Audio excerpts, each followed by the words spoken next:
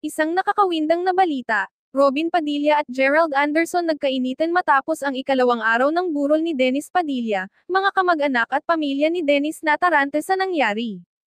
Ilang araw na nga din ang nakakalipas ng mapag-usapan sa mundo ng showbiz ang pakikipaglaban sa sakit ng TV host at komedyante na si Dennis Padilla.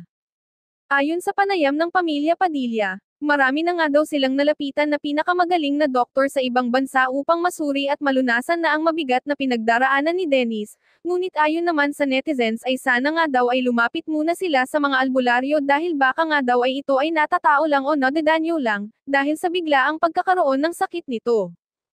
Ayon sa source, may araw nga daw na okay si Dennis at kung minsan naman ay makikita nila itong parang lantang gulay na at nagiging isip bata, dahil sa sobra-sobra nitong pag-inom ng kanyang maintenance na gamot na siyang malaki ang ikinaapekto sa kanyang kalusugan. Ayon din sa panayam ng doktor ni Dennis, tunay nga daw na nakakaawa ang malalang pinagdaanan at dinanas ni Dennis bago ito na maalam, dahil sa malala nitong sakit na wala ng lunas.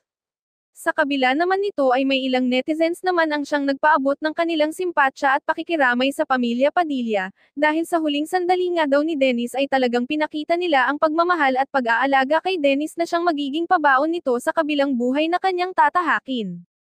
Sa ngayon nga daw ay labis-labis din ang pasasalamat ng pamilya Padilla, sa mga taong nag-alay ng dasal at pagsuporta hanggang sa huli kay Dennis Padilla, dahil sa pag-aalay ng pagdarasal ng mga ito ay makikita kay Dennis na talagang nakipaglaban ito at pinakita nitong malakas siya at naging kwela pa, hanggang sa huli niyang sandali, maging sa mga tumulong sa financial nito sa ospital ay malaki ang pasasalamat nila at tatanawin umano nila itong isang malaking utang na loob.